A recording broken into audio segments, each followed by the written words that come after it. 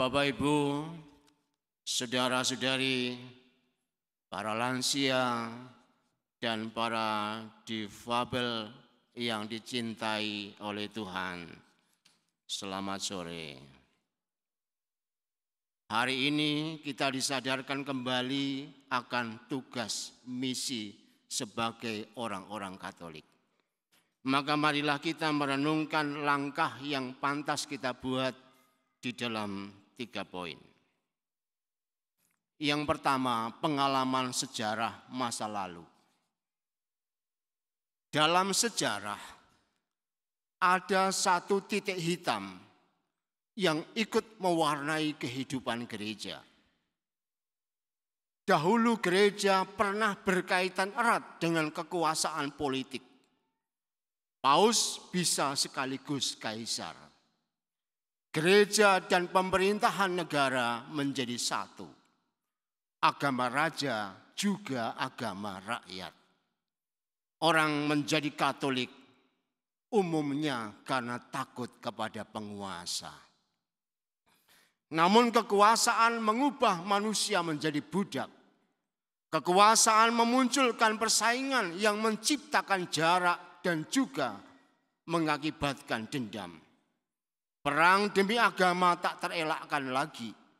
Saat gereja dibangun dengan cara kekuasaan, justru menjadi hancur terbawa oleh kekuasaan itu sendiri.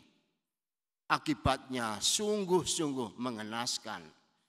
Gereja terpecah-pecah seiring dengan hancurnya pemerintahan negara. Sejak revolusi Perancis, gereja Katolik mulai ditinggalkan oleh kaum buruh dan juga oleh kaum miskin. Maka jangan heran gereja Eropa sekarang ini tidak dihuni lagi. Bahkan sudah banyak yang jadi museum. Yang kedua, menghidupi gereja masa sekarang. Mari kita lihat situasi dewasa ini dengan mengambil titik contoh misalnya poin ekonomi. Kita tahu jurang perbedaan ekonomi benua Eropa dengan Asia Afrika yang sungguh-sungguh melebar. Itu karena beratus-ratus tahun kekayaan alam Asia dan Afrika dikeruk dan dibawa ke Eropa. Eropa menjadi kaya, tetapi Asia Afrika menjadi miskin.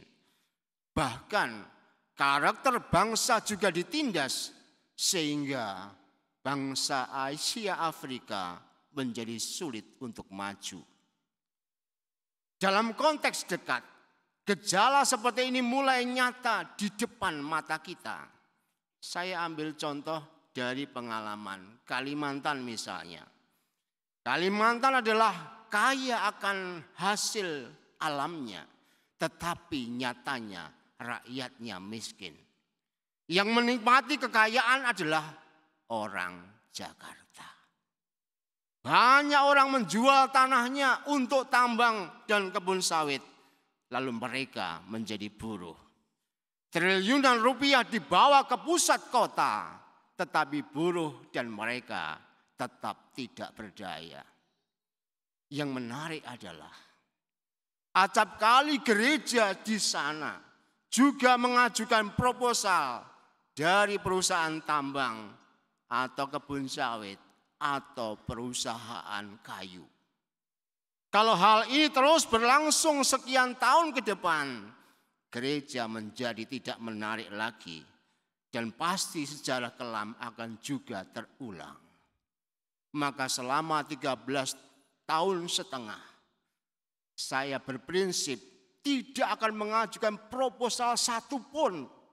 Saya bilang pada Tuhan, Tuhan, saya tidak akan mengajukan proposal.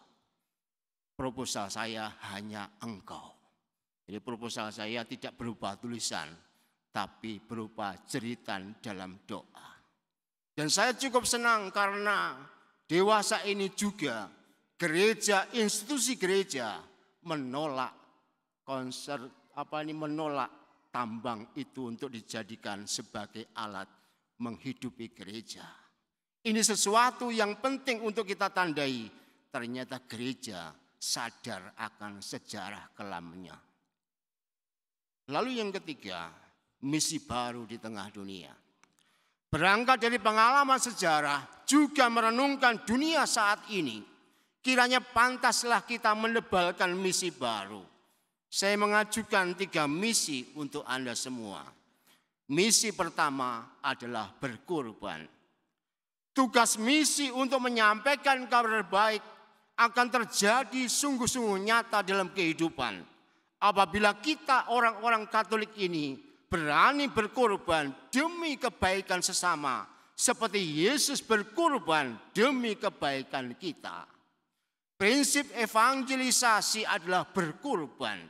Di tengah situasi gereja yang tidak mudah ini, kita diminta menjadi korban silih. Seperti di dalam bacaan yang pertama tadi. Korban silih itu berarti berani menerima yang buruk, berani menanggung kesalahan orang lain, berani disalahkan meskipun tidak berbuat. Artinya dalam konteks yang sederhana, kita mesti menyediakan waktu untuk berdoa dan berpuasa untuk orang-orang di sekitar kita. Bukan untuk orang-orang baik, tapi justru untuk orang-orang yang tidak baik. Yang kedua, misi yang kedua adalah melayani. Di saat dunia sedang berebut kuasa, berlomba menjadi yang terbesar dengan segala cara, gereja harus berani bersaksi bahwa hanya mengejar kedudukan yang membabi buta, itu ujungnya tetap sia-sia. Ciri khas sebagai seorang Katolik adalah melayani. Apapun kedudukan ataupun derajat kita, kita diminta untuk melayani. Sebab tanpa pelayanan, misi Kristus itu akan gagal. Dan misi yang ketiga adalah hidup tanpa motivasi.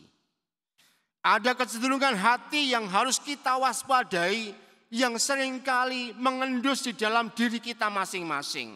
Yaitu keinginan untuk diakui, keinginan untuk dihargai, keinginan untuk dipuji. Hal-hal seperti ini akan merusak pengorbanan dan pelayanan yang kita lakukan. Misi kita tak akan memiliki taji lagi apabila kita hanya mencari penghargaan, mencari pengakuan dan mencari pujian. Maka kita mesti mengembangkan hidup baik dan benar, tetapi tanpa motivasi. Mari kita renungkan sabda ini supaya kita siap untuk bermisi. Tuhan memberkati.